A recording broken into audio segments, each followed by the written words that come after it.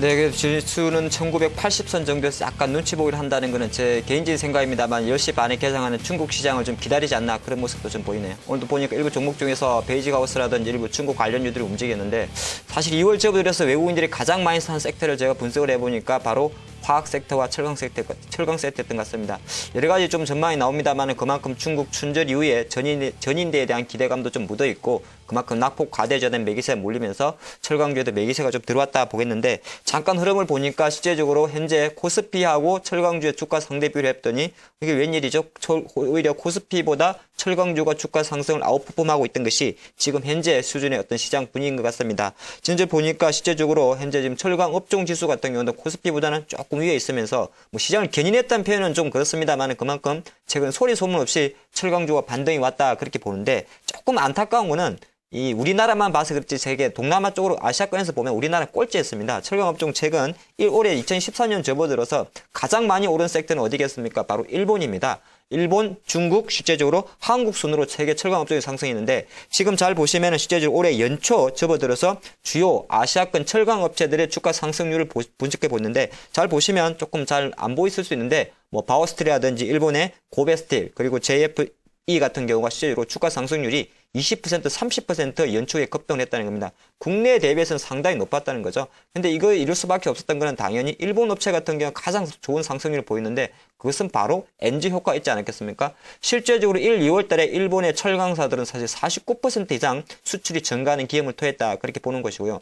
두 번째 중국 같은 경우도 마찬가지입니다. 보통 이제 춘절도 있었기 때문에 1분기 같은 경우는 철강에 대한 어떤 철강 가격도 올랐고 수요 기대감도 사실 전인대에 많이 묻어 있다 보니까 조금 전에 그 그래프에 살펴보다시피 바오스틸 같은 종목들이 좀 올라갔다 그렇게 봅니다. 여기에 비하면 참 포스코나 국내 철강주들은 조금 미미했지만 이런 순환 사이클에 맞물리면서 국내 철강사들도 실제적으로 최근에 상승세를 이어왔고 그 흐름 자체가 실제적으로 지금부터 한 3월 달까지 이어질 수 있지 않느냐 그런 기대감을 좀 가져가는데 실제적으로 보니까 지난 일주일 동안 국내 주요 철강주들의 주가 상승률을 보니까 다 간 건 아니에요. 물론 다 가면 좀 재미없겠죠. 제가 한 8개 정도 종목을 봤는데요. 실제 지난 주간 기준으로 차트에서 보시다시피 제일 많이 오른 철강주 중에는 현대제철과 세아베스들이 가장 높은 6.9%, 7.9% 상승률을 보였고요. 대장주를 할 수 있는 포스코는 1.8% 수준의 상승세에 그쳤고 오늘 많이 빠지는 고리안이나 풍산 같은 경우는 사실 뭐 철강주 흐름도 맞긴 맞습니다만은 국제 금 가격 자체가 지금 계속 내려가다 보니까 좀 약했지 않나 보겠습니다. 그래서 약간 이제 철강주에 대한 관심 자체가 조금 가는 관점에서 과연 1, 4분기 철강업종 애널리스트가 보는 철강업종의 전망은 어떤가를 제가 여러 군데 다수의 보고서를 좀 분석을 해서 정리를 해봤더니 조금 좋게 보는 것 같습니다. 몇 가지 조금 정리해드리면 동부제철에서 실제적으로 올해 3월 달부터 열연 생산을 개시한다. 그런 이야기 좀 나오고 있고요. 현대제철에서도 대표적인 열연업체죠. 실제적으로 3월 말에 약간 보수공사가 마무리되면 열혈강판 공급량을 좀 줄인다고 합니다. 그런 관점에서 이 부분 조금 긍정적이고 가장 중요한 거는 중국이랑 미국 회복 기대감으로 이는 바로 특수화학 업체에 좀 엮게 되는데요.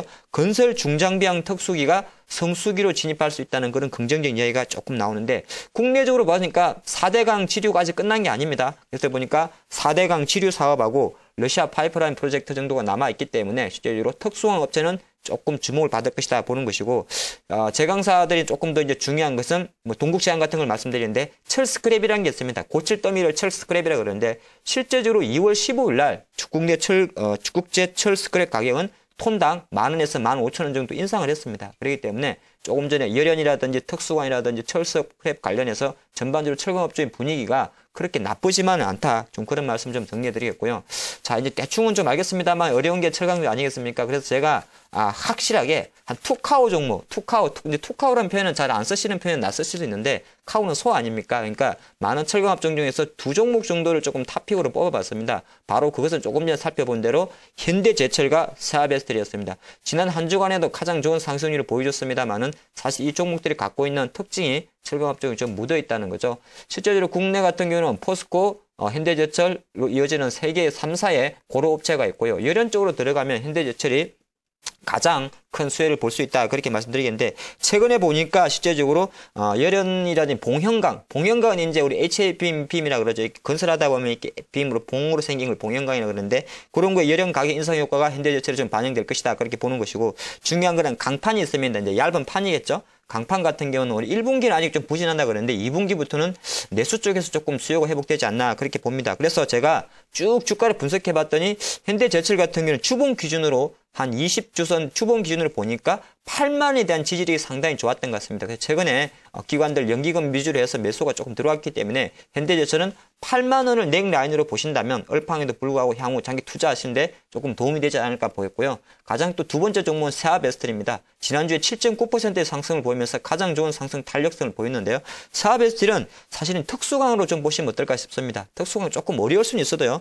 전방산업이 자동차나 건설 중장비로 들어가셔 보시면 조금 좋은데 이 가격 특수강 같은 경우도 2월 달에 가격 인상이 들어왔습니다. 보니까 6만 7천 원 정도로 가격 인상을 했기 때문에 아직 사실 뭐 건설항 중장비나 자동차 어떻게 움직일지 모르겠습니다만 모든 관심이 전인대회 중국의 도시화 정책이라든지 뭐 인프라스트럭처 관련 또 자동차주의 아시아권에서 했던 점유율 증가를 점쳐지기 때문에 이 특수항 쪽에서 본다 그러면 세아베스틸 정말 많이 빠졌더라고요. 낙폭 과대청만해서 최근에 장기적으로 보니까 26,000원의 가격 지지율이 상당히 조금 견고했던 것 같습니다. 그래서 조금 전에 이제 말씀드린 대로 다 갈 수는 없어요. 저는 뭐 포스코는 잘 말씀을 안 드리는데 약간 철강주를 만약에 투자하신다면 열연 쪽에서는 현대제철 그리고 특수광 쪽에서는 세아베스틸 이 종목들을 조금 물론 이번 주 조금 오른 건 있습니다만은 조금 긴 호흡으로 보신다면 철강주 다 나쁘지는 않다. 약간은 조금 두드릴만 하지 않나 그런 전략 드리면서 오늘의 핫코너는 이점에서 마무리하도록 하겠습니다.